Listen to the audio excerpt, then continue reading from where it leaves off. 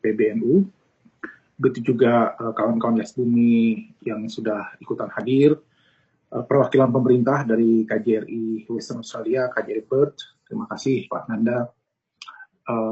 Begitu juga dari moderator Zahir Ridwan Makassari, dari jajaran PCI NU baik di tingkat federal maupun di tingkat state, di Western Australia maupun di federal. Ini ada Syekh Tufel, ada Syekh Dodi, begitu juga kawan-kawan ini ada yang datang yang hadir dari Riyadh, ada dari Malaysia.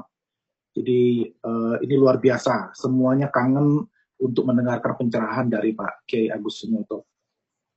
Pak Kiai Agus Sunyoto ini makhluk langka yang dimiliki NU dan Indonesia, karena bidang sejarah ini bidang yang dilupakan. Sekarang ini dianggap tidak menghasilkan posisi ataupun jabatan komisaris ataupun hal-hal lainnya, ya. Tetapi kita membutuhkan sosok seperti Pak Kiai Agus Sunyoto ini, di mana kajian-kajian beliau selalu ditunggu dan selalu ada hal-hal yang baru. Nanti kita akan simak bagaimana pandangan beliau mengenai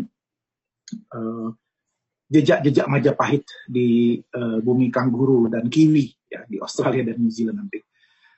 Karena begini Pak Kiai, yang selama ini ada dalam catatan sejarah resmi,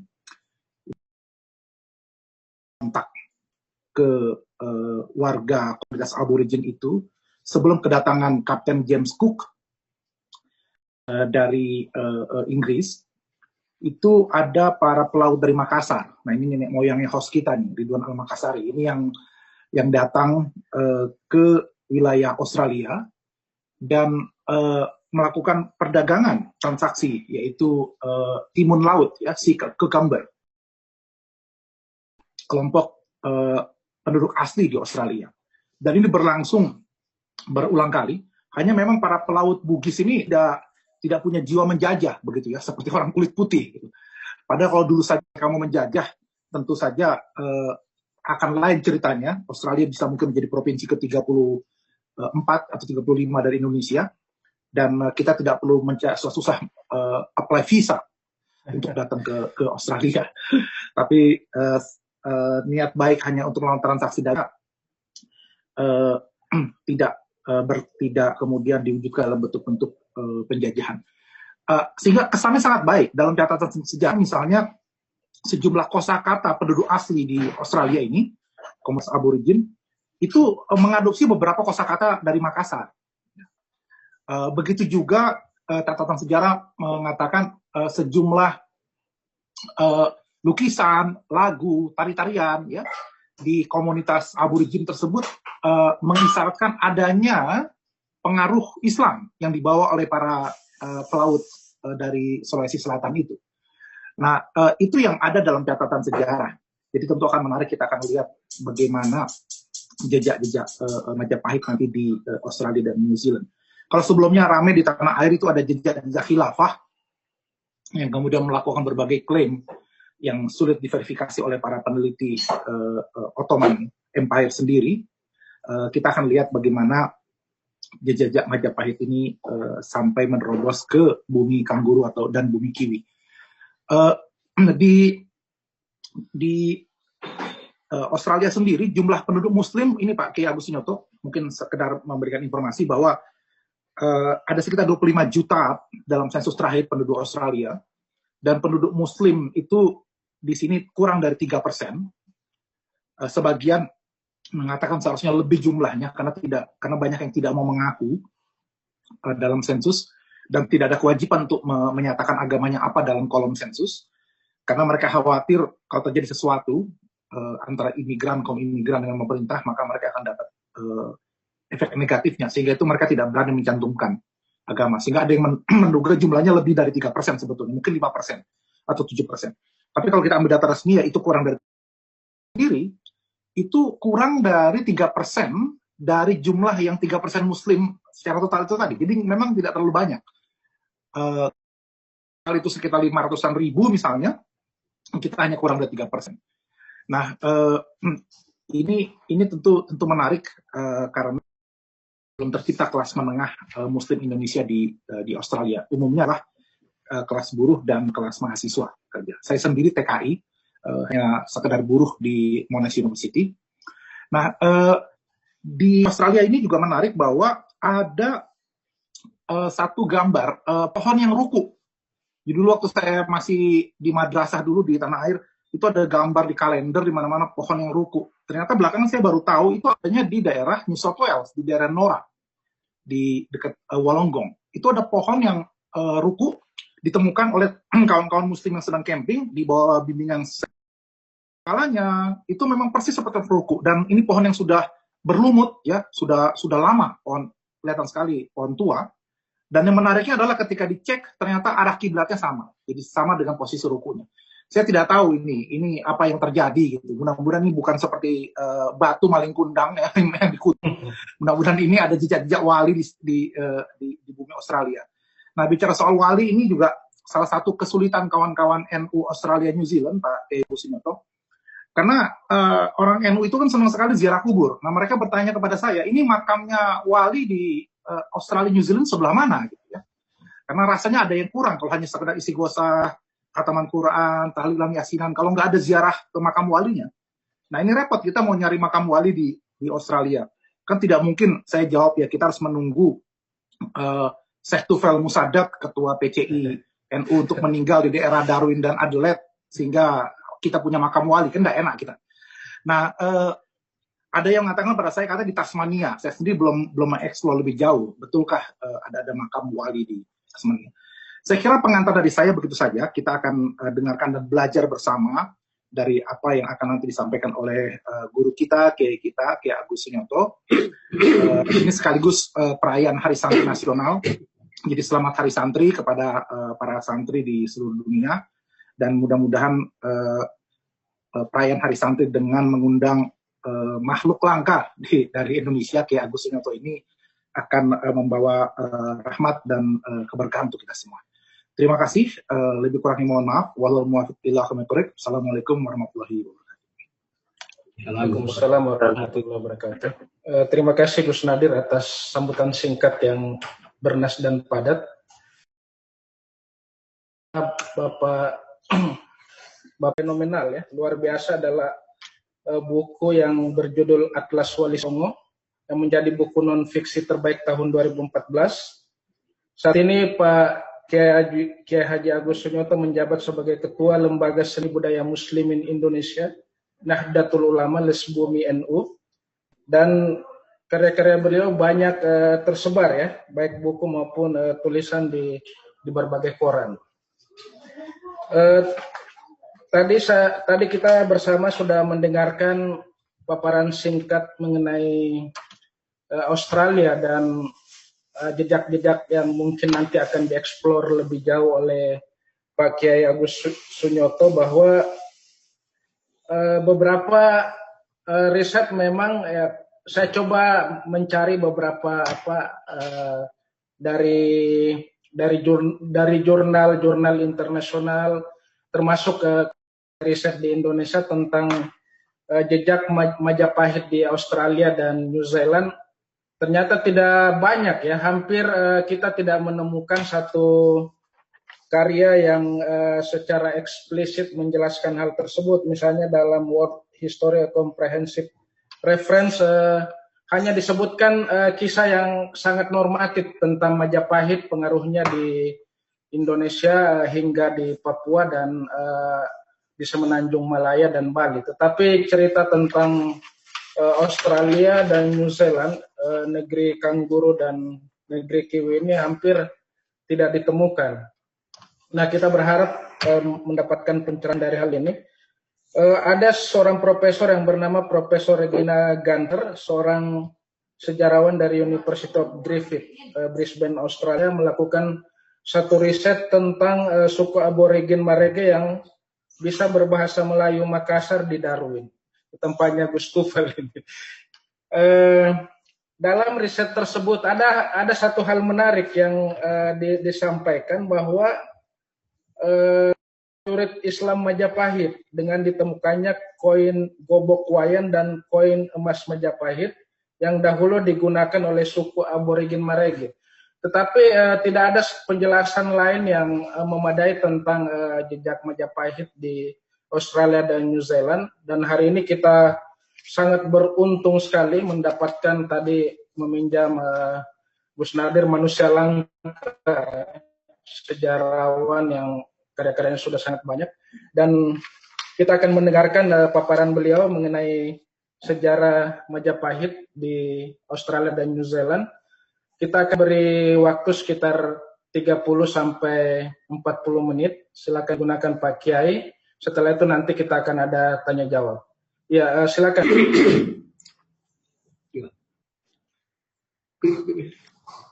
Assalamualaikum warahmatullahi wabarakatuh. Waalaikumsalam warahmatullahi wabarakatuh. Alhamdulillahirabbil alamin wa bihi nasta'inu ala umuri dunya waddin. Wassalatu wassalamu ala asrofil anbiya'i wal mursalin sayyidina wa maulana Muhammadin wa ala alihi wa ashabihi ajma'in. Amma ba'd. Pada sahabat-sahabat di PCI NU Australia dan New Zealand, ya. Tadi seperti yang disampaikan dalam pengantar oleh Gus Nadir Shah tentang hubungan antara Kerajaan Makassar dengan Australia. Ya, di sana memang ada wilayah Marigi itu yang orang-orang suku Yolngu di sana itu bisa bahasa Makassar, ya, karena ada hubungan. Juga di gua-gua di sana itu ada gambar kapal yang dengan layar-layar tinggi.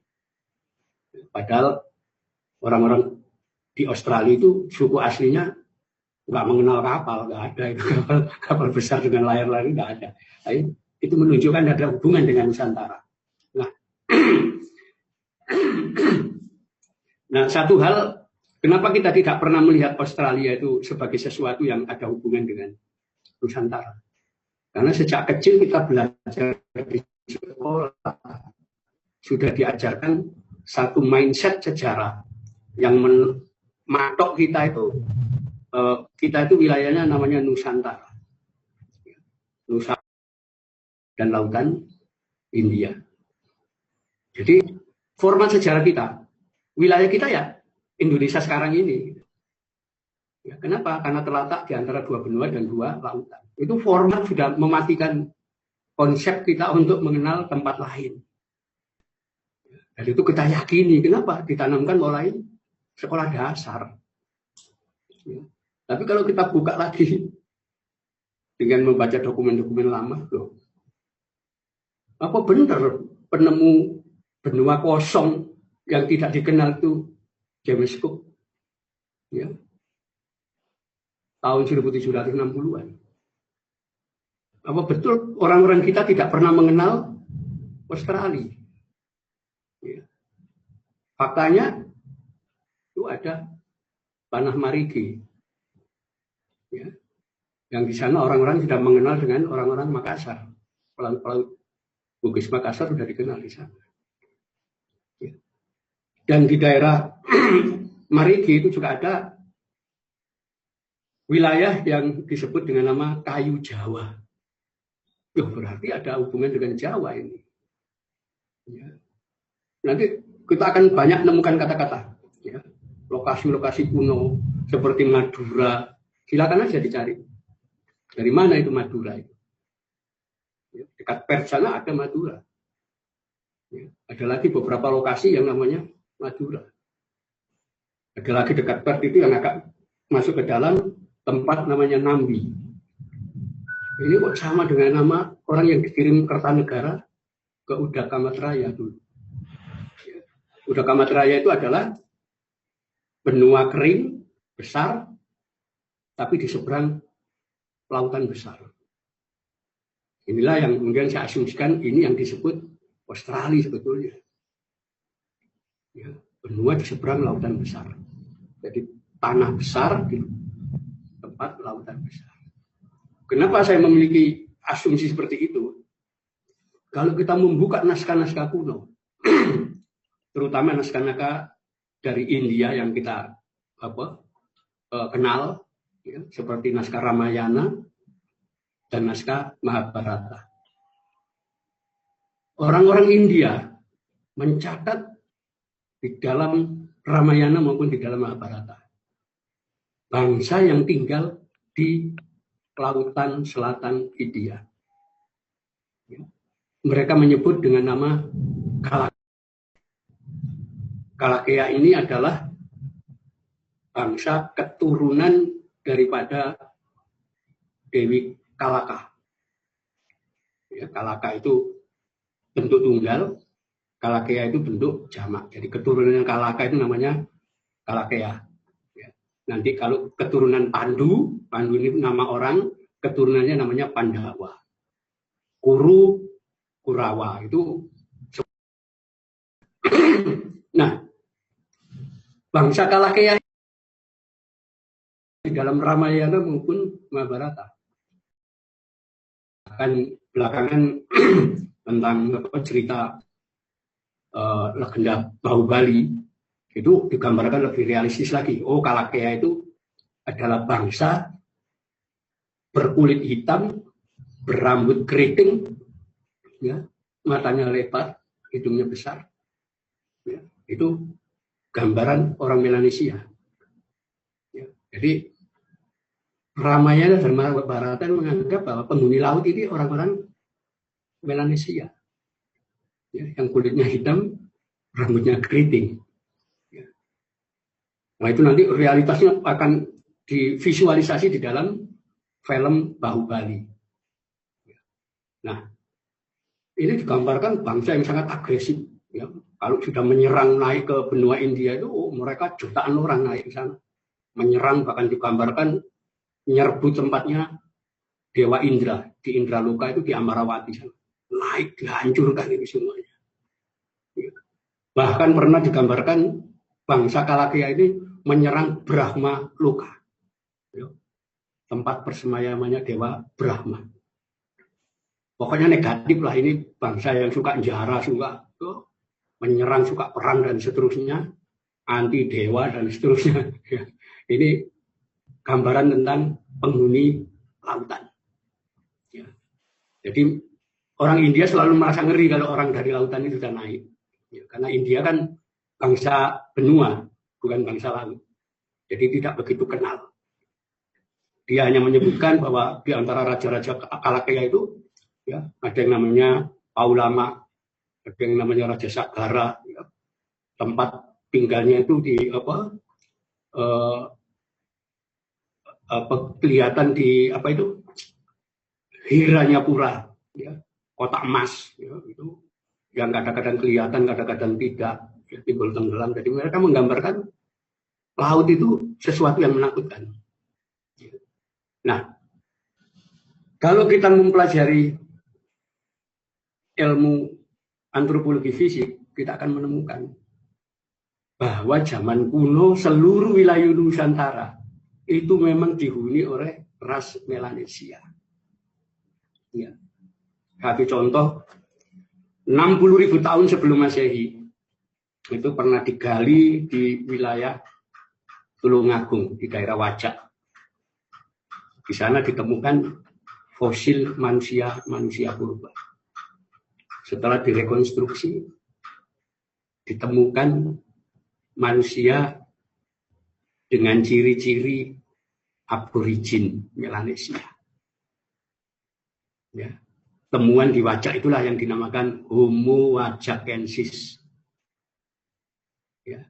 Orang kulit hitam, rambutnya keriting, ya, persis orang-orang aborigin.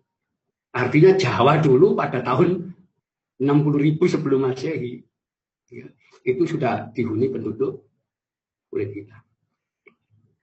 Ya, saya kira pulau-pulau yang lain juga sama. Termasuk ketika Ramayana menggambarkan bagaimana penguasa laut itu namanya Varuna. Ya. Varuna ini adalah penguasa lautan, dewa lautan. dia digambarkan orang yang kulit hitam, ya, rambutnya keriting, ya, dan dia tidak digolongkan sebagai sura, sebagai dewa, tapi sebagai asura, iblis musuhnya dewa, karena kulitnya hitam tapi kesaktiannya luar biasa. Ya, ini agak aneh, ya. Agak aneh, gimana ini Baruna yang kulitnya hitam, yang rambutnya keriting, itu digambarkan bukan dewa.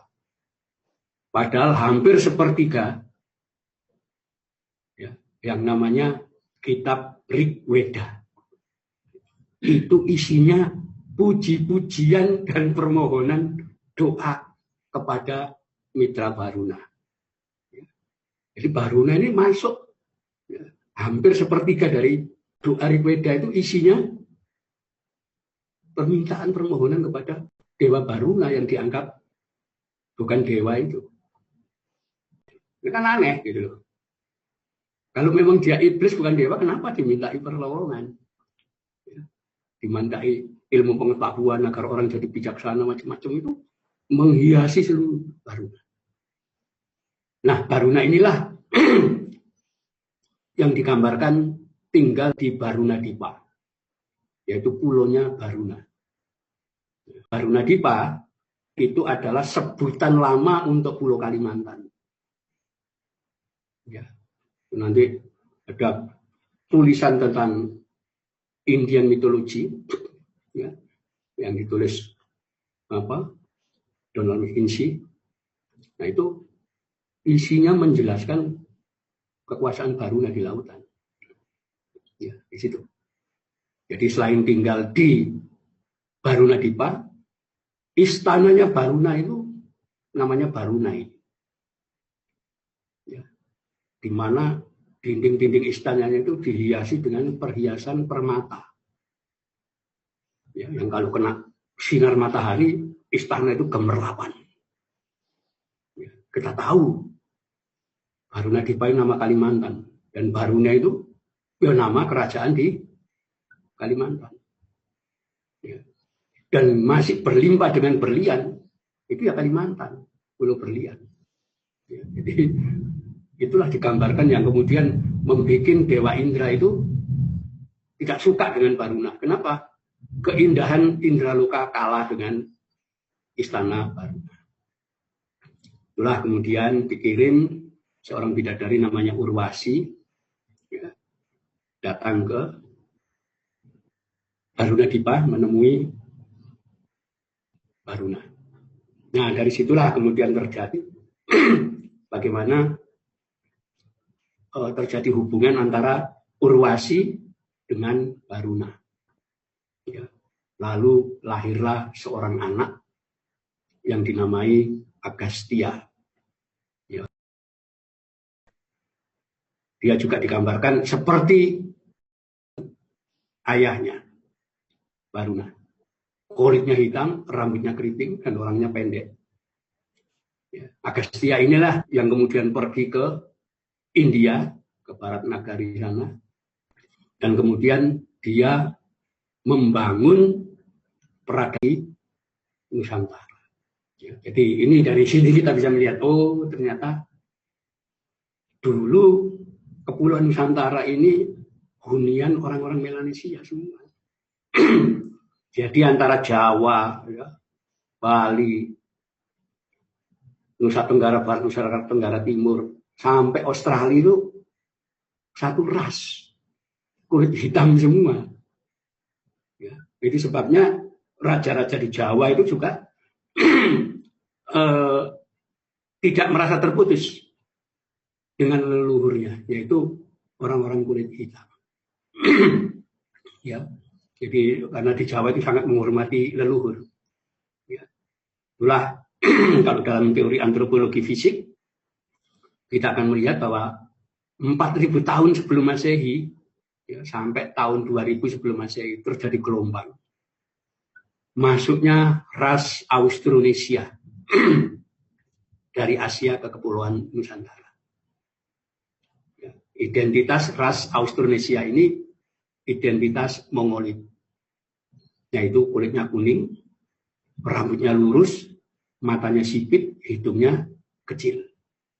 mereka yang bergerak masuk ke kepulauan Nusantara. Nah, rupanya dari situlah ya nanti akan lahir ras baru, ya, yaitu ras yang dikenal dalam antropologi fisik, ras Austro-Melanesia, yaitu ras yang tidak hitam, tidak kuning, tapi coklat. Ya, rambutnya tidak keriting, juga tidak lurus, tapi ikal berombak. Matanya tidak lebar, juga tidak sipit, ya, tapi inilah ras Austro-Melanesia, ya, yang di dalam antropologi disebut dengan nama Proto-Melayu. Ya, nanti ada gelombang berikutnya datang, itu adalah gelombang Austronesia berikutnya. Lahirlah golongan Deutero-Melayu. Ya, yang itu menunjukkan hubungan antara ras kulit hitam dan ras kulit kuning Austronesia. Ya. Nah, nanti baik Proto-Melayu maupun Deutero-Melayu itu menunjukkan bahwa mereka itu adalah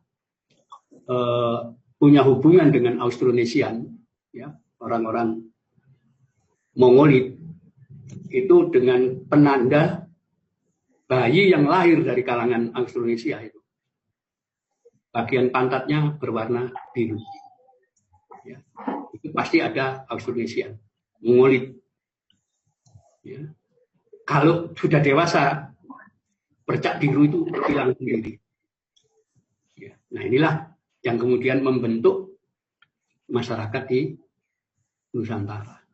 Jadi sebetulnya kalau kita lihat, loh, ini berarti ada hubungan ini antara leluhur orang Melanesia dengan orang-orang Melayu ini. Nah, di Jawa itu mereka mengakui leluhur kita dulu kulit hitam.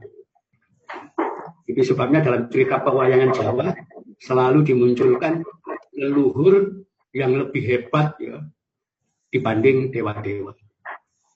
Ya, ya, tokoh kulit hitam Punokawan itu, Semar, Bakung, Petruk, itu adalah gambaran leluhur zaman kuno. Ya. Di mana orang-orang yang berkedudukan sebagai pamong, pemelihara masyarakat ini, yang di dalam masyarakat Hindu waktu itu dianggap kelompok Punokawan itu pelayan rendah, tapi mereka digambarkan orang-orang ini hebat. Ya. Kalau mereka sudah marah, dewa tertinggi pun kalah. Ya. Itu menunjukkan bahwa mereka leluhur kita itu kulit hitam. Kalau sudah marah orang-orang kulit hitam ini, dewa pun kalah. Nah, ini ada gambaran alam bawah sadar orang-orang Jawa untuk mengakui bahwa leluhurnya kulit hitam. Itu sebabnya di dalam pewayangan Jawa, pemenang-pemenang itu, orang-orang yang unggul itu selalu digambarkan kulit hitam. Ya. Bima, ya, itu tokoh yang sakti. Tapi kalau dia sudah melakukan triwikrama, membaca mantra-mantra ilmu, maka dia akan berubah menjadi tokoh Jagala Bilawa. Wayang yang kulitnya hitam. Selalu begitu muncul. Nah, juga kalau sudah muncul dan dalam keadaan terjepit, dia akan melakukan triwikrama. Wujudnya tokoh hitam. Ya, jadi ini menunjukkan masih ada hubungan antara masyarakat Nusantara, ya, terutama Jawa, itu dengan penduduk Australia. Ya, di situ. Karena itu beberapa nama di sana itu udah jelas ada hubungan dengan kosakata Jawa. Ya, termasuk nanti dengan New Zealand macam-macam itu ada hubungan semua. Ya, jadi kenapa? Sangat lama. Ya.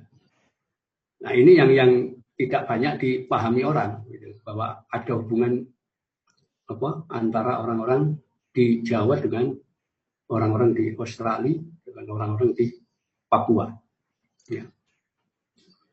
Nah, karena itu di wilayah Mariki, sebelum tanah Mariki itu orang-orang Makassar datang, orang-orang zaman Mojopahit, Singosari, zaman Mataram kuno sudah masuk di sana. Kenapa? Untuk ziarah ke tempat suci. Jadi di Australia itu ada gunung besar, itu masih menggunakan nama Jawa kuno. Jadi dianggap itu gunung suci. Sekalipun bukan gunung berapi, tapi gunung batu, tapi dianggap gunung suci. Itu kalau tidak salah di wilayah Australia Utara, tapi di tengah tempatnya. Itu mereka nyebut dengan nama Kata Juta. Jadi tolong dicari itu. Gunung Kata Juta. Itu bahasa Jawa kuno. Kata Juta itu artinya banyak kepala. Kata itu banyak. Juta, cetak itu kepala. Itu bukit suci zaman dulu. Itu yang tempat orang-orang Jawa selalu ke sana. Ya. Jadi ke tempat suci itu sekalipun jauh didatangi. Ya. Nah itulah nanti ada beberapa tempat itu berhubungan dengan kosakata Jawa. Ya. Jadi di situ. Jadi di sana misalnya ada tempat namanya Matarangka. Dari kata-kata Mataram sebetulnya. Di sana ada tempat namanya Nakarang, macam-macam bentuk. Gosok kawi loh, gosok kuno. Ya, ada tempat namanya Rakula. Ya, di sana, ya, termasuk sebutan ombak-ombak, ombak-ombak itu, ya kata-kata ombak, nggak bukan. Ya, dan itu beberapa kali kita akan lihat, termasuk nama-nama Madura itu banyak sekali kita temukan di sana. Artinya ada hubungan dengan kita. Gambar-gambar itu yang mereka bikinkan itu juga sama. Ya, ada tempat namanya kayu Jawa, ya, kemudian ada koin-koin emas yang digunakan di sana. Ya, bahkan kemudian belakangan selain ditemukan meriam Lantaka, meriamnya orang-orang Makassar, itu juga ditemukan meriam dengan cap Mojopahit. Artinya secara arkeologis Mojopahit pernah datang ke Australia. Nama-nama kuno itu juga sama di sana. Apalagi nanti kalau sudah menyangkut New Zealand. New Zealand itu bukan aborigin. Tapi orang-orang Maori itu adalah orang-orang Austronesia. Dan Austronesianya agak beda dengan Austronesia di wilayah Pasifik. Ya. Karena mereka mengenal tradisi-tradisi yang tidak ada di wilayah Pasifik. Tapi itu adanya adalah di wilayah Nusantara. Ya. Tradisi apa? Suku Maori itu mengenal kalau perang mereka mengayau kepala, memenggal kepala musuh, kemudian dijadikan kebanggaan di situ. Itu tradisi dari sini. Ya. Dan bahasa di sana di Australia, di New Zealand itu lebih dekat dengan bahasa Kawi Jawa kuno. Ya. Misalnya mereka menyebut burung dengan sebutan manu. Itu kan bahasa Jawa manu kan, artinya burung. Mereka kata-kata manu. Ya. Huru manu, bulu manu. Ya, bulunya burung ini. Itu bahasa Maori, kayak begitu itu. Kamu, kowe, loh, bahasa Jawa itu. Ya. Iya, dia, sama, hampir-hampir mirip. Ika, ikan. Ya, mereka coba nanti dipelajari lagi itu. Kalau bahasa aborigin kita sudah kesulitan. Ya, karena apa? Orang-orang aborigin sendiri sekarang sudah kehilangan kemampuan berbahasa. Yang menguasai bahasa aborigin justru orang-orang kulit putih. Kasihan sekali mereka sudah hilang itu. Dan saya tidak mau menyebut mereka dengan sebutan aborigin. Itu kan sebutan dari orang-orang Inggris itu. Mereka menyebut aborigin. Dari kata-kata ab dan origin kan. Ya, itu penghinaan itu sebetulnya. Ya, sebut saja suku-suku mereka. Oh, orang Yolngu misalnya. Sebut suku-suku mereka. Jangan sebutan aborigin. Jadi ini nanti kalau kita sudah ke ke New Zealand, karena New Zealand itu orangnya ras Austronesia, ya, maka kita akan menemukan bahasa Austronesia. Ya, termasuk kosakata bahasa Jawa kuno itu banyak. Ya. Orang Maori menyebut minum dengan sebutan inu. Orang Jawa kuno nyebut inum. Inum, inu. Bahasa baru minum. Ya. Itu ada apa? Kemiripan. Batu disebut kohatu. Kohatu, ya batu. Itu ada kemiripan-kemiripan di sana. Ya. Nanti orang Maori itu menyebut kuri. Kuri itu anjing. Bahasa Jawa kiri. Hampir mirip. Itu sebutan-sebutan itu banyak nanti. Kutu juga, kutu mereka nyebut semua hampir mirip. Ya. Nah, itulah yang apa? Kertanegara itu tercatat pernah ngirim 3 kali rombongan ke Udaka Matraya, ya, ke benua besar di seberang lautan besar, dan 3-tiganya tidak pernah kembali. Ya, itu terjadi. Itulah zaman Mojopahit kemudian dikirim lagi ke sana untuk melacak kemana orang-orang itu perginya. Ternyata yang kembali di sini juga hanya sebagian, ya, yang sebagian lagi tinggal di sana untuk melanjutkan pelayaran ke Nusa Laut mereka nyebut, yaitu New Zealand itu nama lama itu. Ya. Nah, disitulah nanti ada beberapa orang dari Mojopahit itu yang kemudian tinggal di sana. Dan itu nanti akan meninggalkan jejak di wilayah-wilayah yang hampir semuanya menggunakan kosakata Jawa kuno. Ya, dan itu nanti bisa kita lacak. Ya, bisa kita lacak. Ya, jadi nanti dari kosakata bahasa, ya, kemudian tradisi yang ada di sana, ya, maupun lokasi-lokasi tempat orang-orang dulu tinggal di wilayah sana dan tidak bisa kembali. Ini nanti ceritanya sama dengan abad 9, ya. Itu ketika orang-orang dari Jawa campuran dengan orang-orang dari Kalimantan itu melakukan perjalanan ke selatan. Ya. Mereka naik 1000 kapal. Ya. Tetapi karena wilayah ini yang mereka lewati itu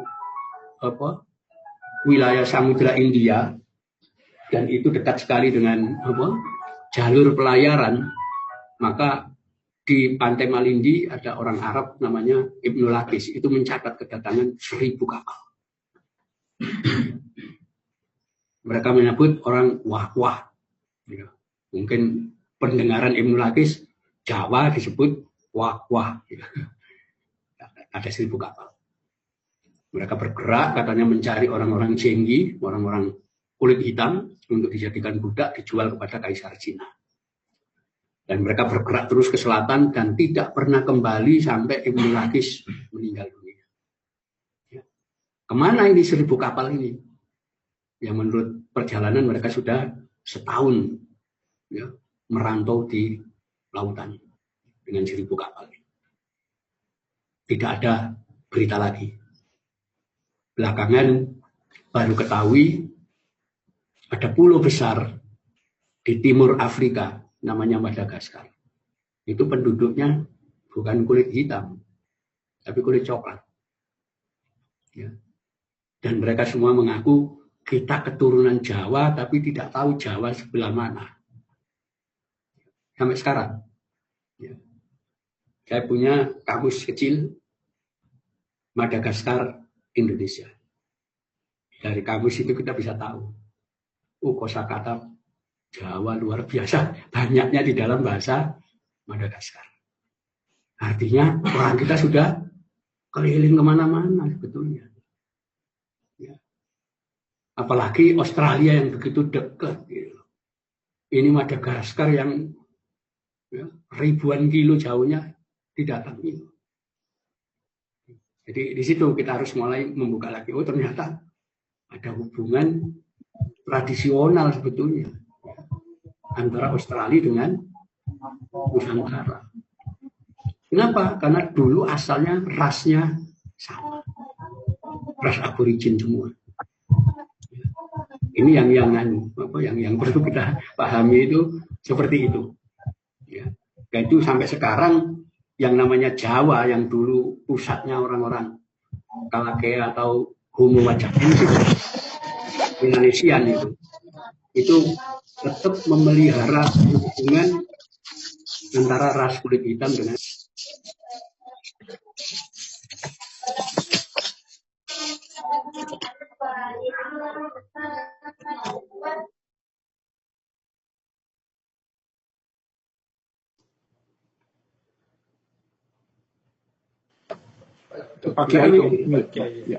Tetapi kalau kita melihat di Jawa banyak sekali ya, perempuan Jawa menikah dengan laki-laki Papua.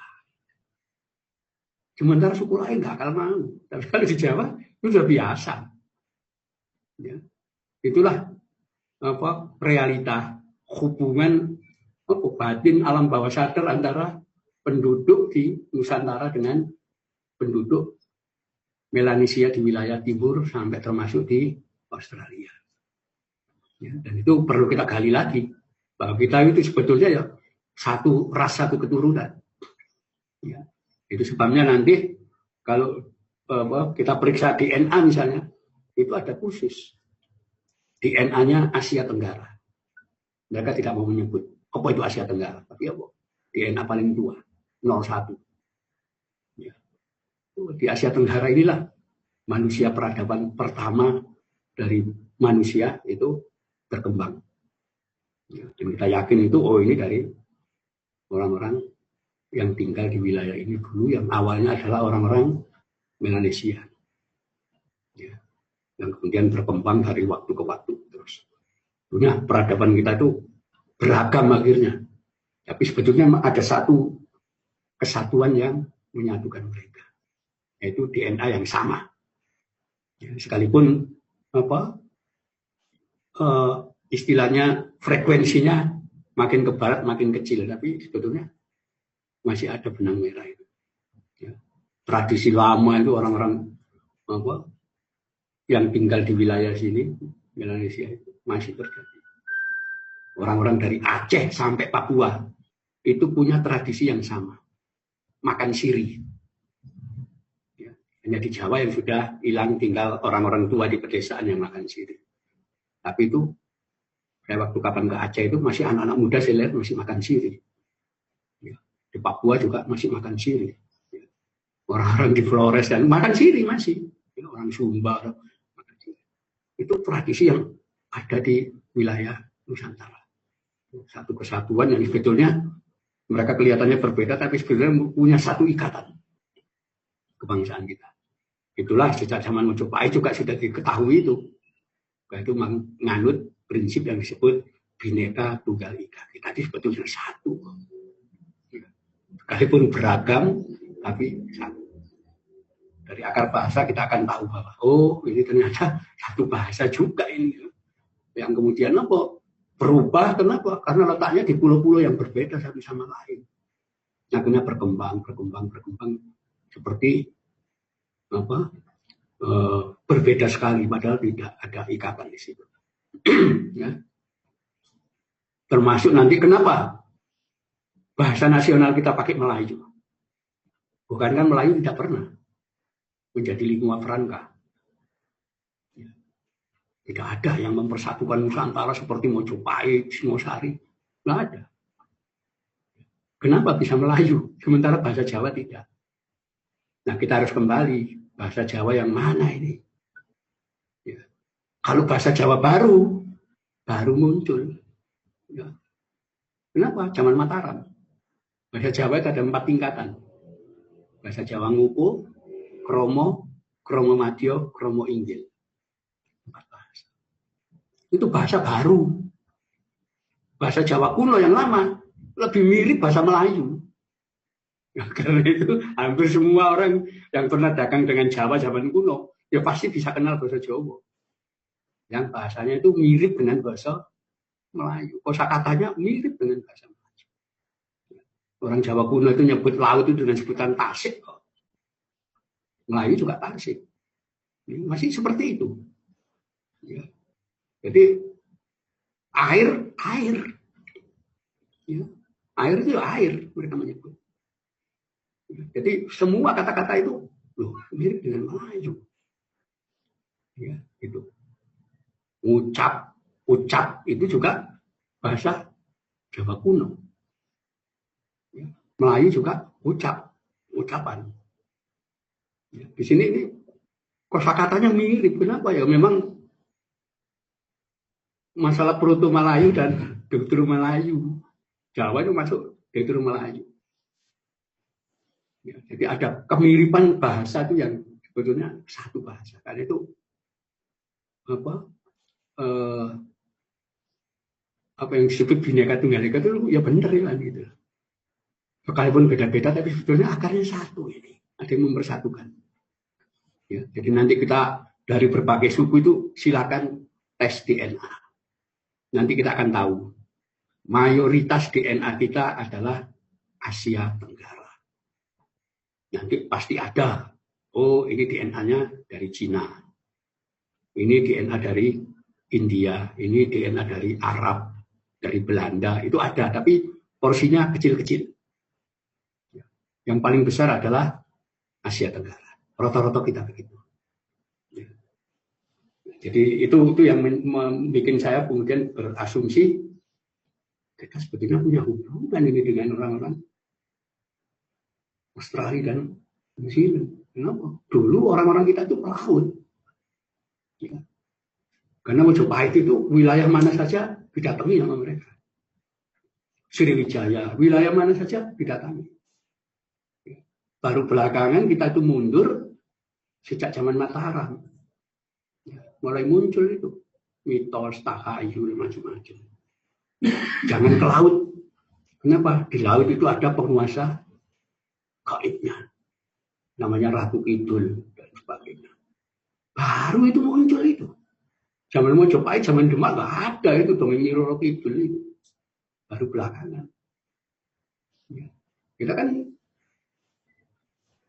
dengan sejarah format yang dibikin orang-orang Belanda itu kan menganggap Majapahit itu negara tradisional. Kalau perang menggunakan panah, tombak, ya, pedang, ya, dan seterusnya. Padahal dalam fakta tidak.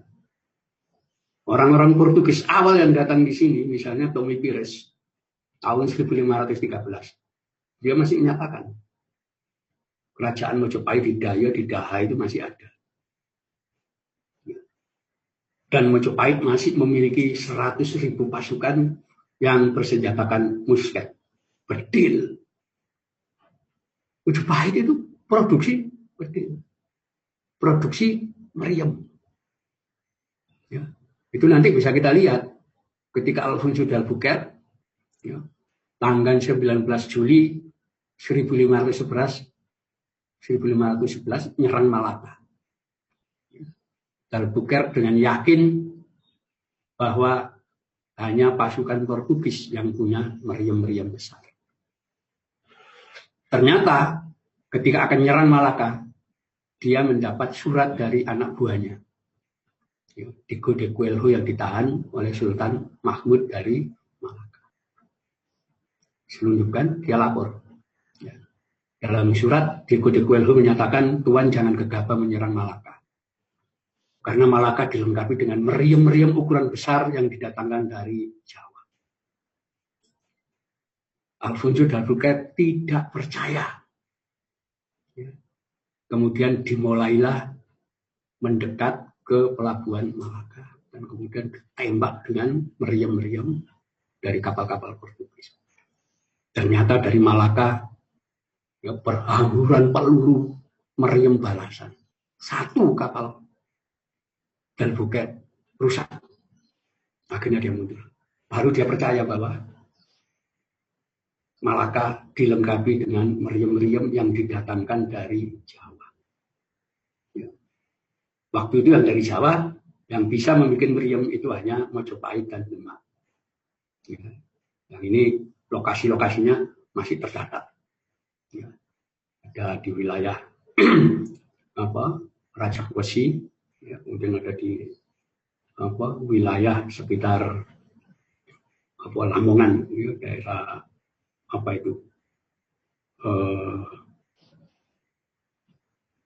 sekarang masuk Bilulu, ya, itu untuk bikin mesiu, tapi pengecoran meriamnya itu ada di daerah Rajabwesi sekitar Bojonegoro. Itu masih ada catatan-catatan kuno itu. Artinya mulai zaman Mojopahit kita sudah bisa bikin meriam, bisa bikin bedil.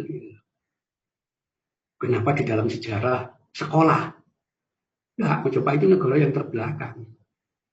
Ya. Misalnya bikin keris, bikin pedang, bikin tombak, bikin panah. Faktanya enggak. Ya. Belakangan baru ditemukan juga meriam dengan cap Mojopahit di Australia. Ya. Ini menunjukkan loh, orang zaman kuno sudah maju. Kenapa sejarah kita itu diformat seperti itu? Ya, seolah-olah kita itu hanya di wilayah antara benua Australia dan benua Asia, antara Pasifik dan Samudra India. Format kita enggak, bangsa kita lebih luas dari itu. Nah, itu Australia juga masuk wilayah Mojopahit zaman dulu. Dengan ditempatkannya orang-orang mulai zaman Singosari sampai Mojopahit di wilayah itu. Sekalipun secara administrasi, ya, mereka tidak dimasukkan bagian dalam wilayah yang disebut dalam negara ketagama itu dengan nama Nusa Pranusa Nusantara. Jadi bukan hanya Nusantara saja, tapi Nusa Pranusa Nusantara itu wilayah, konsep. Ya. Jadi tidak ada itu namanya negara Nusantara, nggak ada. Tapi konsep ideal yang namanya Nusa Pranusa Nusantara adalah semua wilayah pulau yang ada di tengah Samudra Raya. Itulah wilayah Nusa Pranusa Nusantara. Ya, saya kira itu nanti ya, mudah-mudahan kita bisa membuka wacana sedikit bahwa apa yang kita pahami dengan pelajaran sejarah di sekolah itu ada satu framing tersendiri itu yang menetapkan kita itu hanya terbatas kotak-kotak wilayah yang ada di antara dua benua dan dua samudra. Padahal faktanya kita enggak, ya, kita di wilayah itu. Ya. Misalnya itu kita ke Pulau Christmas misalnya, itu kan masuk wilayah Australia. Lihat aja penduduknya itu berapa jumlah orang Melayu yang tinggal di sana. Kepulauan Cocos masuk kita Australia. Tapi berapa jumlah penduduk pribuminya di sana? Ya. Dan berapa jumlah kulit putih yang ada di sana? Itu artinya wilayah itu wilayah lautan yang tidak kita sebetulnya. Ya. Itulah kesadaran itu harus kita buka dari situ dulu. Bahwa sebetulnya wilayah lautan ini adalah satu darah, ya, satu DNA, ya, dan kemudian mereka berpencar-pencar ke beberapa.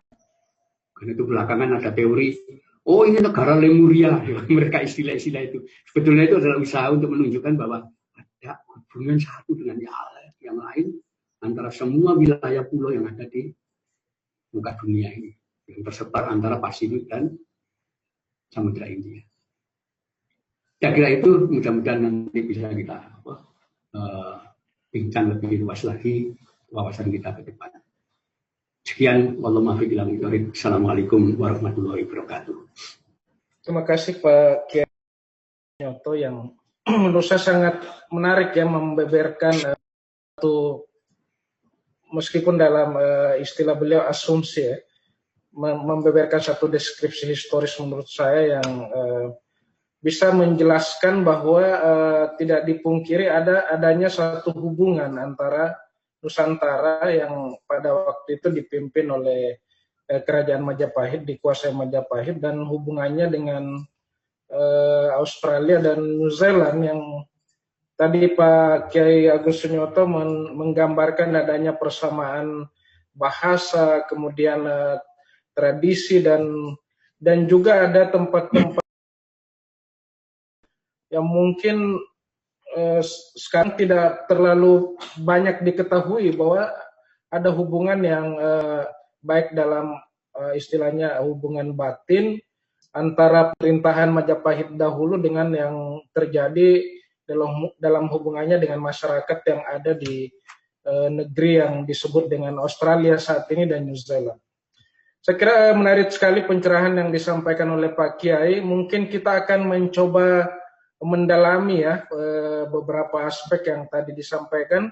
Silakan kalau ada yang ingin bertanya bisa menuliskan chat atau raise hand, mengangkat tangan di ini biar saya lihat siapa yang ingin mau bertanya secara langsung ya, atau juga bisa menuliskan chatnya biar saya bisa baca. Kalau ekspedisi Pamalayu sendiri, Pak Kiai mengapa hanya mengambil wilayah Sumatera dan Jawa ya? Kenapa tidak ambil wilayah Australia misalnya? Ya, cukup sekian Pak Kiai. Ya, yang lain mungkin? Ya, satu lagi dari saya bacakan pertanyaan dari Gus Nanda. Sebutan Madura terdapat di Australia Barat dan kebetulan di Australia Barat juga ada tempat bernama Nambi. Secara sepintas figur Nambi juga dikenal sebagai Rakrian Mahapati Nambi. Beliau putra dari Raden Arya Wiraraja dari Madura Timur. Apakah ini dapat kita gunakan sebagai postulat sementara bahwa ada hubungan antara Madura dan Australia? Demikian pertanyaan dari Gus Nanda, Pak Kiai. Ya. Ya. Jadi yang pertama tadi, kenapa orientasi Mojopahit itu lebih ke arah Sumatera dan Jawa. Sebetulnya hampir semuanya sama. Jadi gagasan Nusantara yang disebut Nusa Pranusa Nusantara itu Kertanegara, bukan Gajah Mada. Itu kan dari kitab Pararaton itu. Pararaton itu naskah baru. Seolah-olah Gajah Mada itu yang mempersatukan Nusantara. Tidak. Nusantara sudah dipersatukan sejak zaman Kertanegara. Nah ini wilayah timur itu praktis sudah menjadi bagian daripada wilayah Mojopahit waktu itu, wilayah Singosari waktu itu. Kenapa? Karena nenek daripada Kertanegara, yaitu ibunya dari Raja Wisnuwardana, itu adalah orang perempuan dari Sampaga. Sampaga itu di Sulawesi Barat. Jadi di Sulawesi Barat itu sampai sekarang masih ada desa namanya Mojopahit, macam-macam itu masih ada. Itu sebabnya hubungan Singosari dengan wilayah Sulawesi itu sudah selesai zaman Kertanegara itu. Mereka masih sekerabat dengan kerajaan-kerajaan Gandadiwata, macam-macam itu sudah selesai masa itu. Yang jadi problem itu justru wilayah bekas Sriwijaya. Itulah sampai ada upaya penaklukan Pamalayu. Nah ini yang dilakukan. Kenapa? Karena ada perbedaan pandang antara Kertanegara dengan Suwarnabumi. Di mana Suwarnabumi ini merupakan kerajaan Buddha, ya. Tetapi mereka mengikuti ajaran Dharmakirti, Mahaguru zaman Sriwijaya dulu. Ya.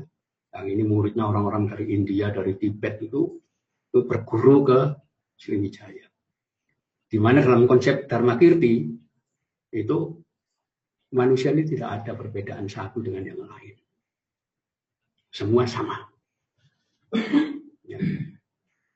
Memang Buddha tidak mengenal kasta-kasta seperti itu. Tapi ini bagi Kertanegara tidak bisa seperti itu. Ya. Kenapa? Loh, binatang saja ada yang kepala kelompok menjadi rajanya binatang.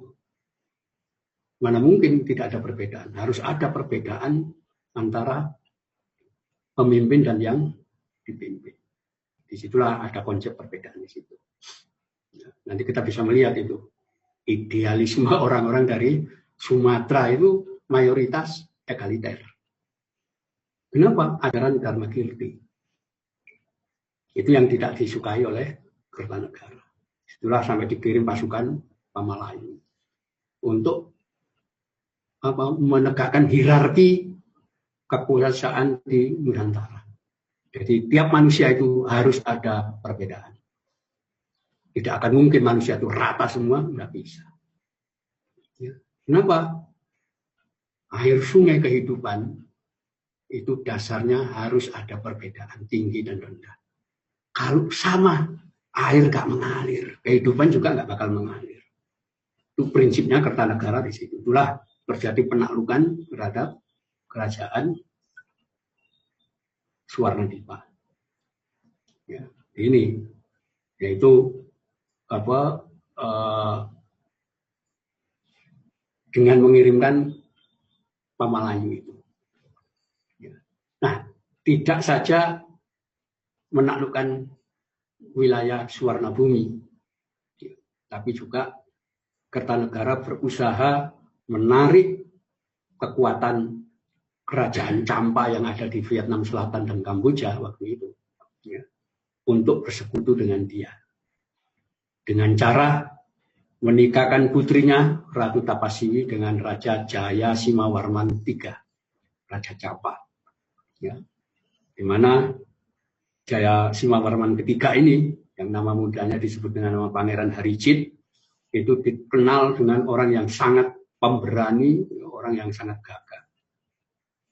Yang ketika Kubilai Khan mengirimkan utusan, ya, agar Champa tunduk kepada kekaisaran Tartar, ya, Jaya Simawarman menangkap utusan itu dan kemudian memasukkan ke dalam penjara.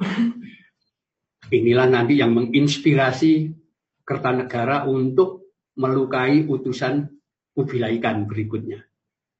Jadi peristiwa Raja Champa menawan duta dari Kubilai Khan itu lebih dulu.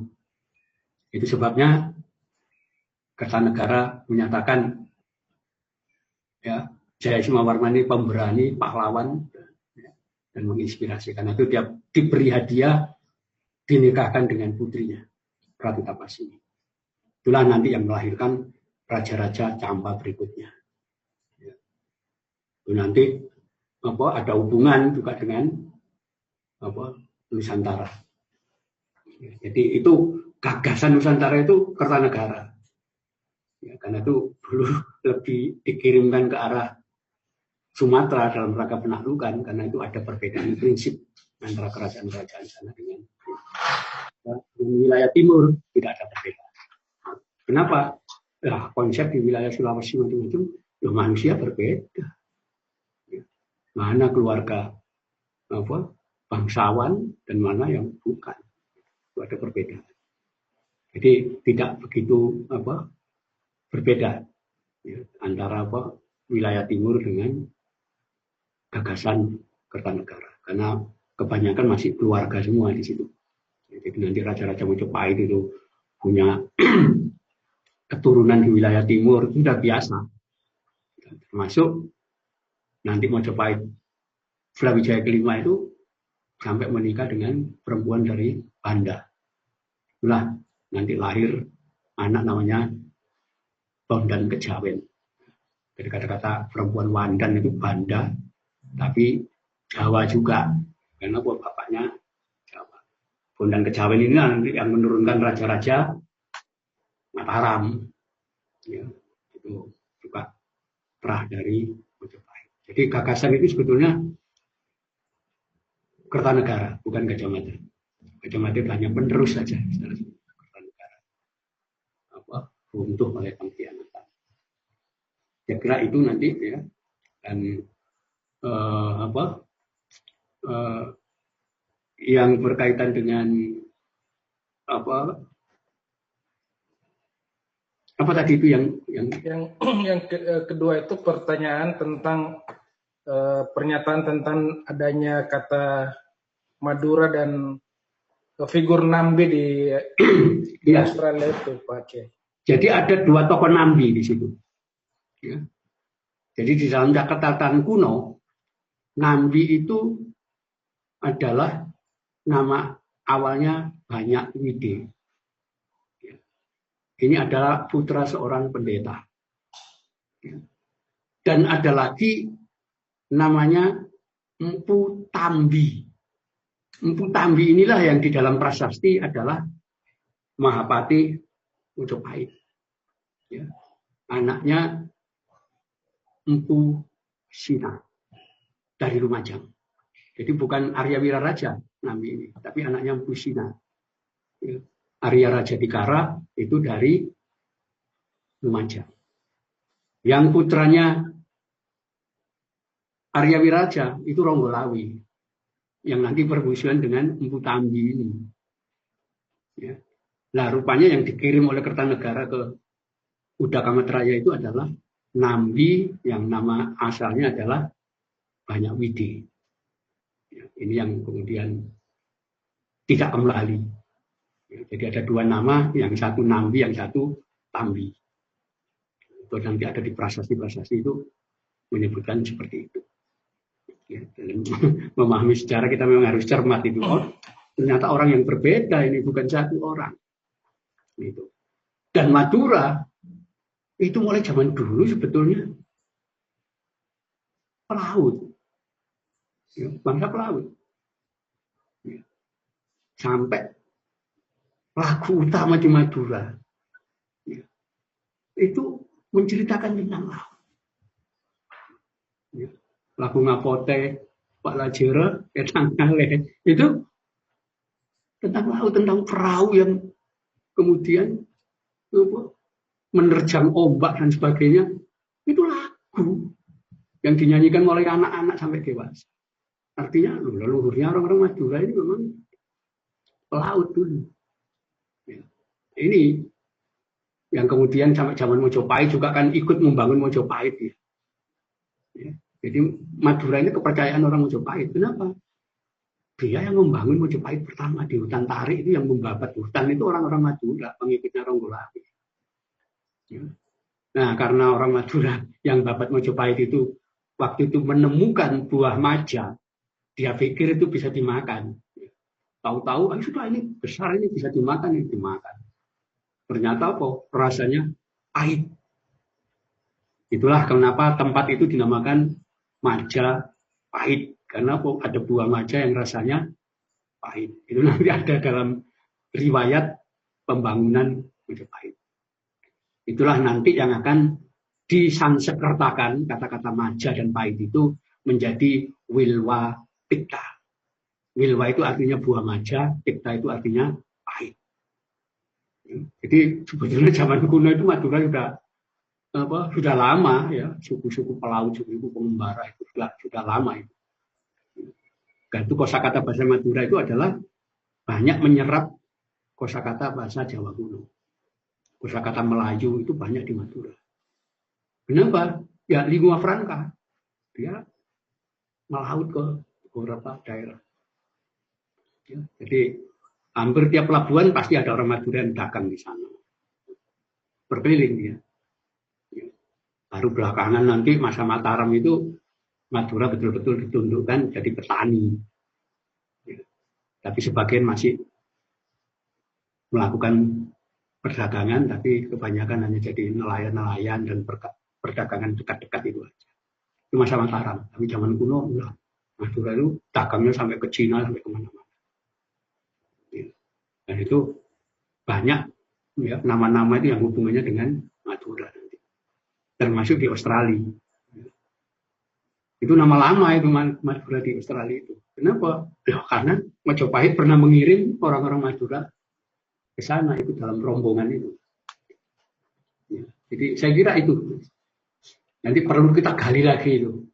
Kenapa sampai ada nama Madura? Ya. Nanti kita ketemu.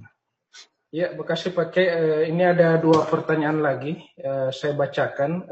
Yang pertama dari Mas Abah Ali Munif.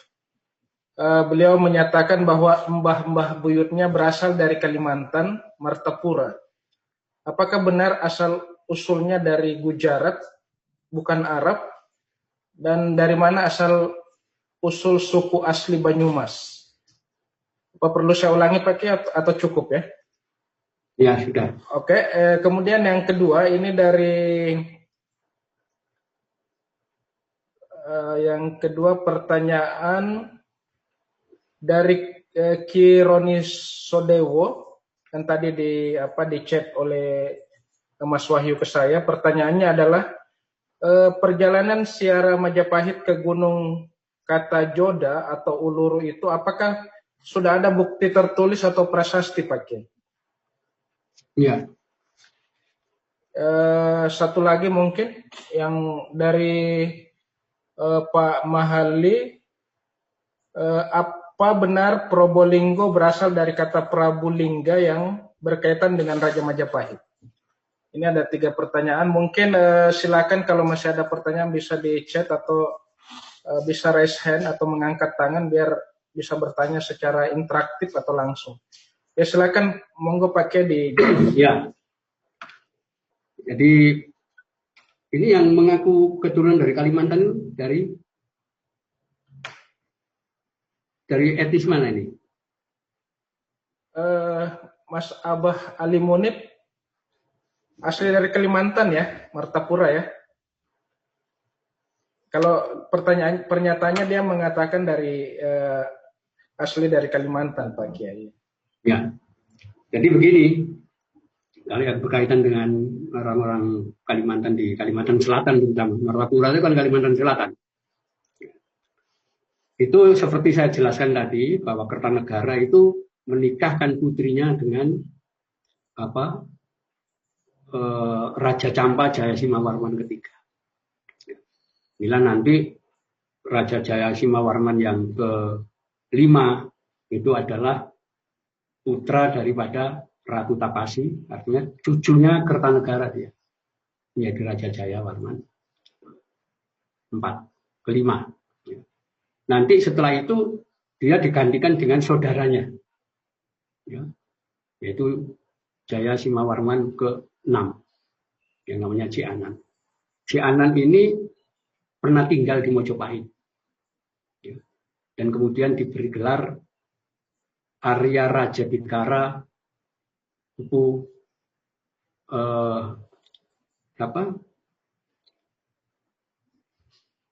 Adiraja. Ini nanti dia dibantu oleh Jayanegara untuk membawa pasukan membebaskan Campa, ibu kota Wijaya Campa, dari kekuasaan Vietnam. Ya, berhasil beliau menjadi raja di sana. Tapi keturunan beliau, ya, Tuan Jatna, punya 2 orang putra, Adiatma dan Adiatmika. Adiatmika ini cucunya Arya Raja Bidkara, Empu Adiraja, Raja Campa. Yang Empu Adiatmika inilah yang kemudian nanti ke wilayah negara Kuripan dan Sarunai, ya, itu di Kalimantan Selatan, kerajaan Kuripan itu. Disitulah nanti dia diambil menantu oleh Raja Kuripan dan punya anak namanya Lembu Amangkurat. Lambung Mangkurat. Jadi ada hubungan dengan keluarga Kertanegara yang dari keturunan Campak. Itulah Raja Lambung Mangkurat ini yang nanti akan mendirikan kerajaan Banjar. Ya. Nanti semuanya jadi orang-orang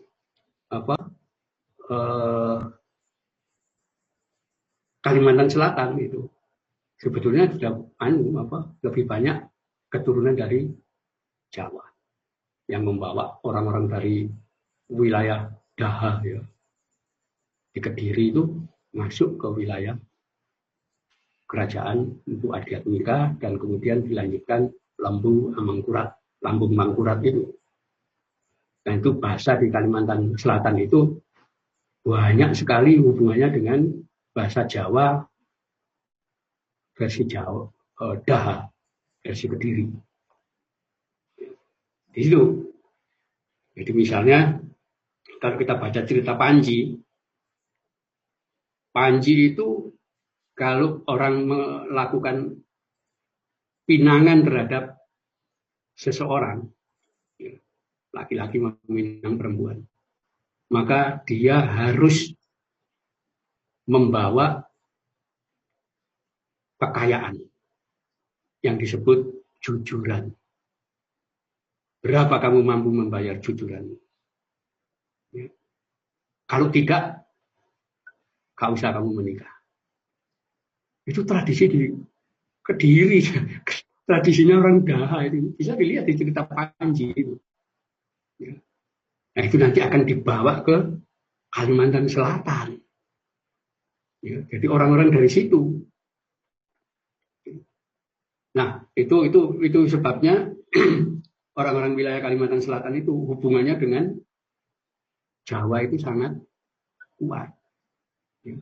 Nanti ada Pangeran Suryanata macam-macam itu nama-nama Jawa semua. Ini yang seringkali diabaikan hubungan itu. Kenapa? Raja-raja Kediri itu zaman Kediri sebelum ada Singosari, zaman Kediri kuno. Itu sebagian kerajaan Kuripan dan Carume. Yang itu sekarang di wilayah Candi Agung itu. Kalimantan Selatan. Dan itu kalau raja-raja Kediri ada yang bergelar Sri Kraunca Dipa.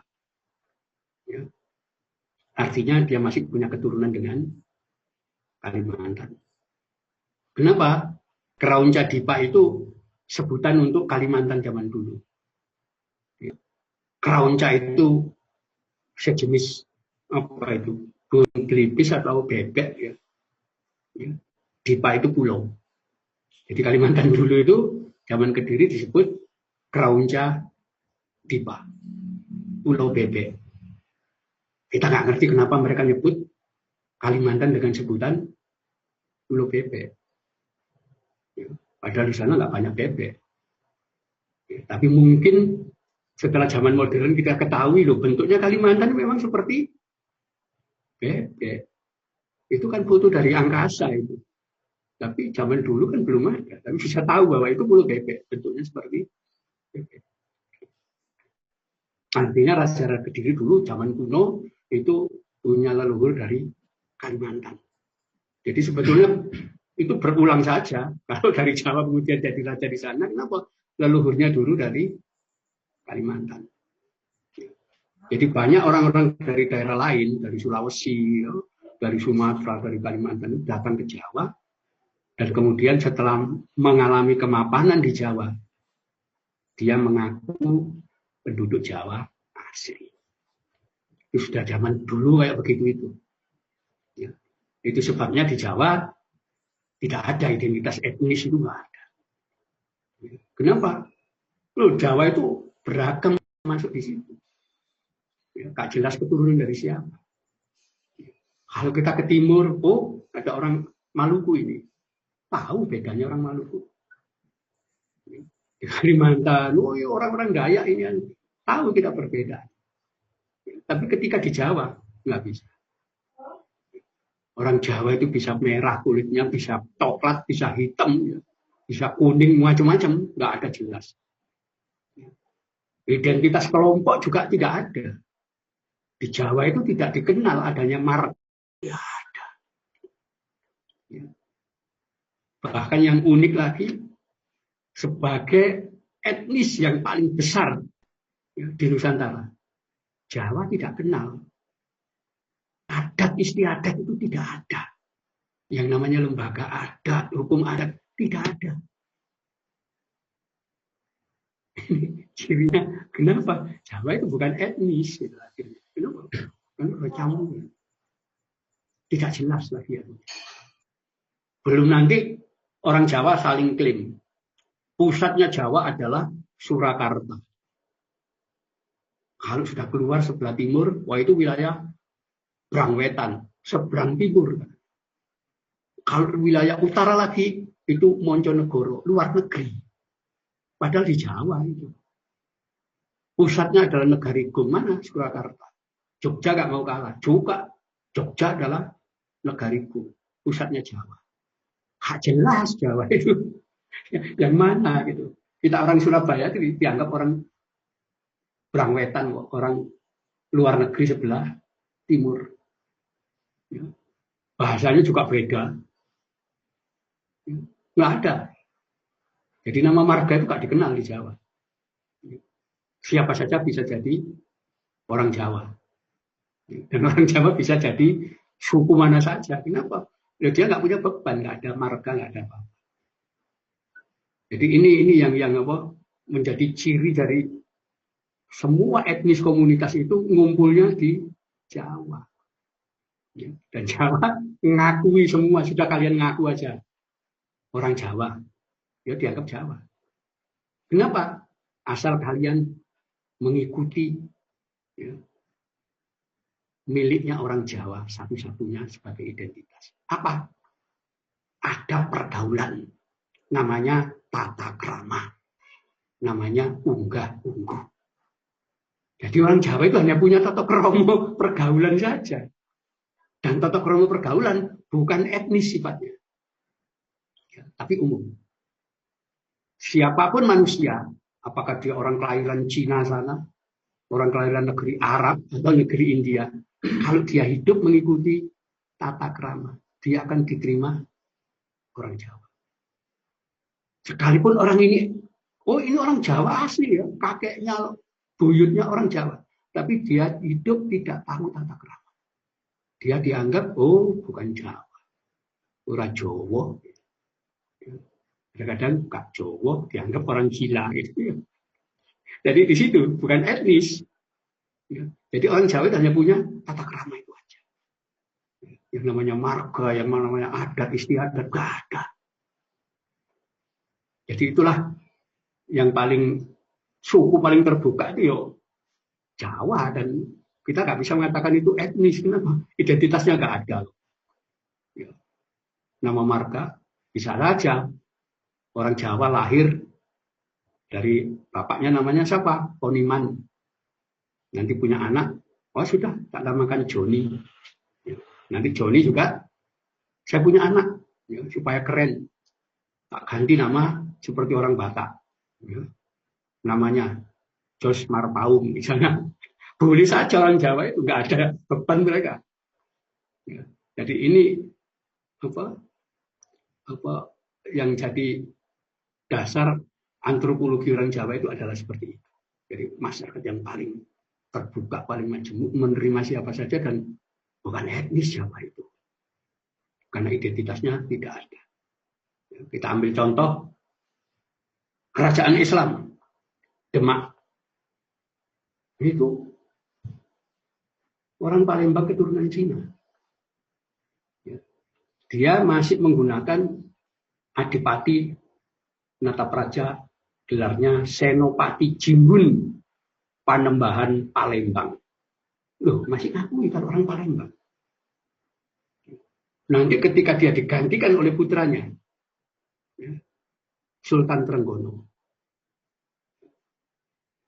Namanya masih Senopati Jimbun Kimas Palembang. Masih menunjukkan saya berdarah Palembang. Begitu beliau wafat, digantikan putranya. Di situ tidak ada lagi sebutan Palembang, itu tidak ada. Kenapa? Wong Jawa asli. Padahal Palembang masih ada hubungannya. Ratu Kalinyamar itu seolah-olah sudah Jawa asli. Enggak, itu keluarga dari Palembang. Tapi sudah begitu keturunannya juga mengaku kita orang Jawa asli. Ini salah satu contoh aja ya, bagaimana proses Jawaisasi itu dari suku-suku lain itu sudah masuk di situ. Itulah akhirnya kebanyakan orang Jawa itu bingung. Silsilah kita itu kemana? Karena memang mereka nggak punya identitas. Gitu. Nah ini kalau dari Kalimantan itu juga kebanyakan migrasi dari Jawa. Jawa pun dulu keturunan dari negara Kuripan dan Sarunai. Itu pakai gelar Kraunca Dipa. Itu raja-raja Kediri zaman itu. Nah, itu ketika dari Kediri Mpu Adiatmika itu datang ya, membentuk negara Daha di sana. Gitu. Sampai sekarang masih ada itu negara Daha. Itu pengaruh Jawa sudah mulai menguat. Ya, itu sejak zaman Majapahit itu.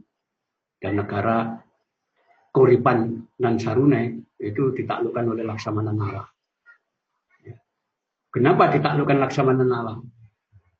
Karena di dalam cerita Raja Kuripan dan Sarunai itu menyelingkuhi istrinya Laksamana Nala.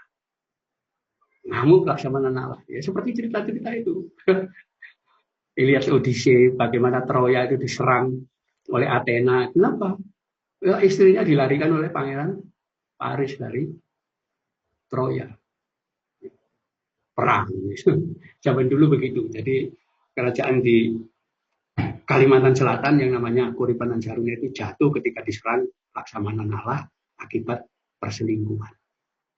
Setelah jatuh, nanti kemudian dilanjutkan oleh Mpu Adiatmika, negara Daha itu. Dan nanti Raja Besar Lembu Amangkurat, Lambung Mangkurat itu. Itu yang membawa orang-orang dari Daha atau Kediri itu ke wilayah sana. Saya kira itu ya hubungan antara Kalimantan, terutama Kalimantan Selatan. Dan hubungan itu nanti akan lama, ya, sampai termasuk ketika akhir Majapahit, itu wilayah Kalimantan Selatan itu termasuk daerah Sukadana macam-macam itu bawaan Keraton Surabaya. Ya. Jadi Kasunan Ampel menjadi Bupati Surabaya itu wilayah Sukadana masih masuk wilayah Ampel. Ya, itu ceritanya seperti itu. Jadi saya kira nggak ada hubungan dengan apa Gujarat ya, dan sebagainya, nggak ada. Kenapa? Zaman kuno itu yang namanya orang asing itu kasta kedudukannya paling rendah. Ya. Jadi ada 7 lapisan golongan warna atau kasta. Itu orang asing, itu golongan ke-6. Golongan kilalan, golongan mreca. Mereka nggak dapat tempat di sini.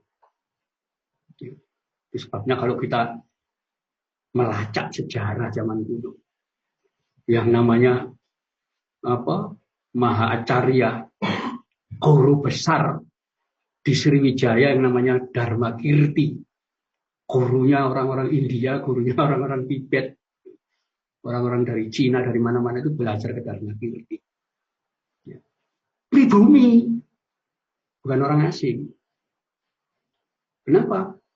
Loh, sepanjang sejarah sekalipun namanya ini raja ini, Aswawarman, punya anak nanti Mulawarman.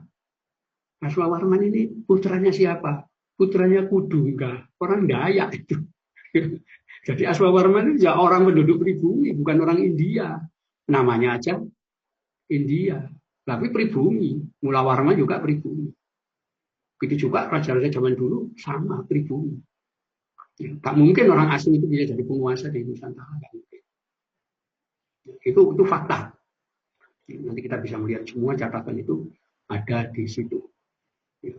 Bahwa para kilalan atau orang-orang asing, orang dari negara lain itu masuk golongan kilalan atau meleca, yaitu kasta ke-6. Di situ. Di mana kasta ke-6 itu disebut kilalan atau pelayan. Dia hanya boleh bekerja di Nusantara ini sebagai pelayan. Tidak boleh jadi majikan, tidak boleh. Itu aturan. Ya. Aturan dari sistem kependudukan di Nusantara. Yang diterapkan sejak zaman Sriwijaya sampai zaman Mojopahit. Ya. Bahkan aturan itu juga diberlakukan sampai sekarang. Ya. Di mana? Ya di dua kerajaan. Ya. Di Brunei dan Malaysia. Ya. Di Brunei dan Malaysia itu ada aturan tidak tertulis. Semua pelayan harus bangsa asing. Pengkilaran. Tidak boleh. Ya. Pribumi Brunei jadi pelayan. Tidak boleh. Harus orang asing. Nah, susahnya orang asing itu kita orang Indonesia. Ya, bekerja jadi pelayan, ya, jadi sopir, jadi kulisan. Itu aturan kekuasaan di Nusantara modelnya seperti itu. Nanti di dalam prasasti-prasasti kita akan nemukan itu. Oh, ini ada namanya juru Cina. Artinya apa? Dia kepala pemimpin masyarakat Cina. Juru Khmer itu pemimpin masyarakat Khmer. Juru Pegu, oh ini berarti pemimpin masyarakat Burma. Ya. Di mana masyarakat yang disebut ya, di bawah kekuasaan juru, ya, juru Cina, itu adalah kepala orang yang bekerja sebagai pelayan. Ya, juru keling, wah ini orang-orang India keling ini. Nanti menjadi pelayan di sini. Ya, jadi dulu itu tertib sekali. Tidak mungkin orang asing bisa jadi penguasa di Nusantara. Pasti orang Nusantara sendiri. Ya, nah disitulah. Ya. Itu sebabnya Mojopahit itu juga memberikan kewenangan terhadap wilayah-wilayah untuk tumbuh dengan tradisi mereka, budaya mereka. Tidak boleh diganggu. Silakan kalian. Kalau punya agama, silakan. Kalau punya tradisi, silakan tradisi. Jangan kalian menjadi orang Mojopahit. Enggak. Kalian punya sendiri. Itulah yang disebut Bhinneka Tunggal Ika. Kita sebetulnya satu keturunan. Itu kesadaran orang-orang zaman dulu. Nah ini yang tidak kita pahami ini. Terutama ketika kita mengikuti pandangan-pandangan dari schooling system, dari pendidikan sekolah. Itu diformat oleh kolonial memang untuk yang melemahkan kita. DVD, DPLA itu kita dipecah-pecah gitu. Padahal sebetulnya enggak ada hubungan satu dengan yang lain. Saya kira itu. Kalau pertanyaan ini dari Mas Wahyu tadi nih, Gus Wahyu, Pak Kiai, apakah ada bukti tertulis atau prasasti tentang Gunung Kaca Joda atau Uluru di Australia Utara itu? Ya, kata Joda itu memang kan, tapi itu kosakata bahasa Jawa. Kosakata bahasa Jawa. Artinya Gunung Suci banyak kepala di situ. Kita nggak ngerti kenapa dinamakan banyak kepala. Ya, menggunakan kata-kata itu. Tapi itu sampai sekarang, saya kira orang Aborigin masih menganggap itu Gunung Suci. Ya. Dan di Jawa juga sama menganggap itu Gunung Suci. Nah, ada lagi yang tataran kuno yang berkaitan dengan binatang anjing. Orang Jawa kuno itu mengenal anjing zaman kuno yang mereka pelihara itu luar biasa.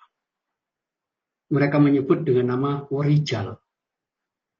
Itu anjing purba yang dibawa oleh kawanan orang-orang Kalakea itu nyerang India, nyerang mana-mana dengan anjing ini. Anjing ini sangat gesit, sangat itu sulit ditangkap. Ya. Dan itu hanya orang-orang zaman dulu itu yang mampu mengendalikan. Nah itu nama-nama anjing Warijal macam-macam itu masih dikenal di orang Aborigin. Ya, anjing jenis Warijal itu masih ada. Padahal itu kosakata zaman kuno, sebutan untuk hewan anjing yang bisa untuk berperang dan sebagainya. Itu nanti ada hubungannya dengan Urijal itu dengan anjing menyanyi yang ada di Papua. Itu anjing khusus memang. Itu yang sulit ya, sampai National Geographic itu kesulitan untuk mencari anjing itu jenis itu. Sekalipun ada tapi sulit. Nah, ini disebut di dalam naskah-naskah kuno tentang jenis anjing ini. Ini luar biasa sebetulnya. Nah, kita harus pelan-pelan membuka itu. Oh, ternyata ada hubungannya ini dengan ini. Keyakinan-keyakinan orang-orang kuno. Saya kira itu juga nanti yang ditanyakan tadi tentang apa itu? Kata Purbalingga. Probolinggo. Ya, kata Purbalingga. Nama baru Probolinggo itu. Nama baru. Jadi nama Probolinggo itu abad 17 sampai awal abad 18 itu masih Kadipaten Banger. Ya, belum ada Probolinggo, itu nama baru. Jadi namanya Kadipaten Banger. Nama-nama lama. Ya. Kalau Pasuruan sudah lama. Ya, nama Pasuruan. Tapi kalau Probolinggo baru. Ya, ini nanti banyak nama-nama tempat yang itu masih ada abad 15. Belakangan sudah banyak berubah, sudah banyak ganti. Jadi misalnya perjalanan Sunan Kalijogo mencatat bahwa di Jawa ini ada 197 kerajaan dari bangsa Jin. Dalam Kidung Purwojati disebutkan itu satu-satu nama di situ. Wilayah ini nama rajanya Jin siapa, itu ada semua.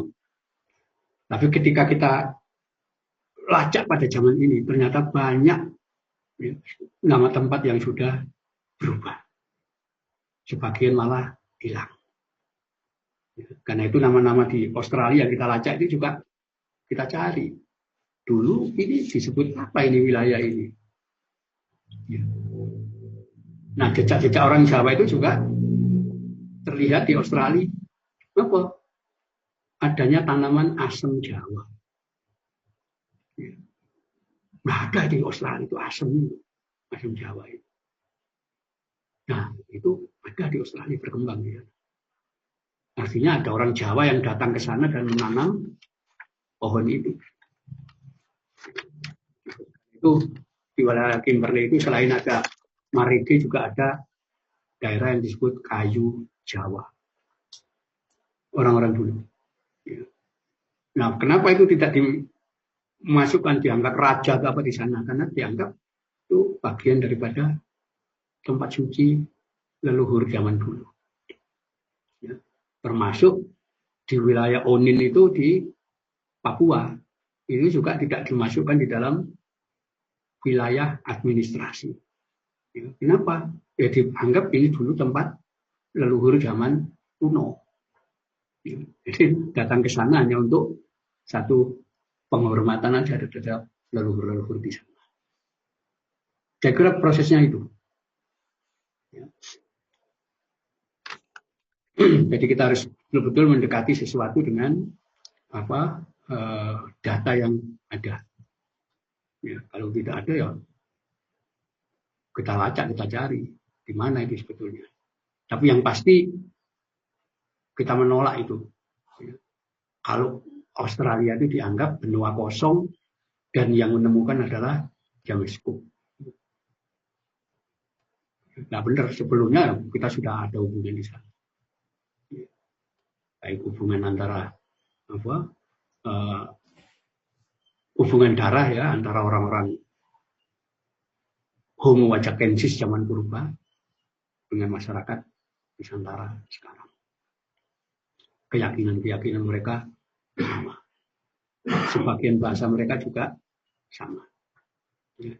Cuman yang kita agak kesulitan itu karena orang aborigin yang kita sebut aborigin itu sudah kehilangan kemampuan mengenal bahasa. ibu mereka. Yang paham bahasa mereka adalah orang-orang kulit putih. Ya. Nah itu kita jangan sampai mengalami nasib seperti itu. Ya. Karena ada ramalan wong Jawa hilang Jawa nih. Orang Jawa sudah tidak bisa bahasa Jawa. Itu nasibnya nanti kayak aborigin itu.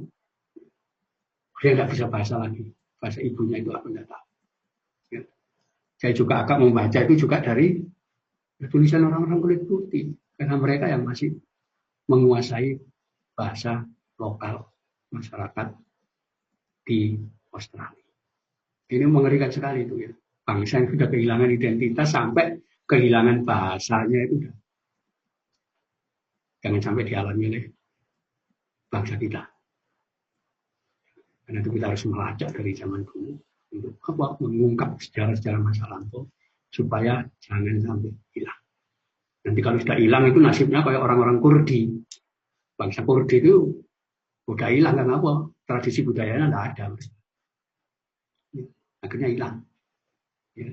Atau orang-orang Khazar dari wilayah Georgia sana. Itu bangsa yang sudah kehilangan bahasanya juga. Hilang akhirnya dari daftar dunia. Kita tidak ingin seperti itu.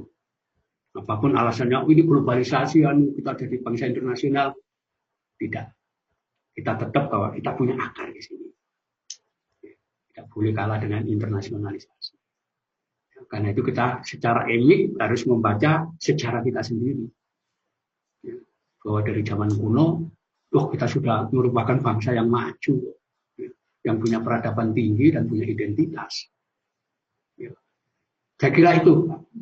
Monggo kalau ada yang ingin bertanya lagi. Pak Kiai, masih ada beberapa pertanyaan lagi yang ditanyakan di chat, tapi saya tidak tahu ini Gus Dodi karena waktu ya kita alokasikan 2 jam dan juga mempertimbangkan mungkin kegiatan-kegiatan lain dari para peserta Nahdien yang mungkin ada agenda lain. Jadi mohon maaf pertanyaan-pertanyaan yang masuk di sesi terakhir kami tidak karena kendala waktu ya.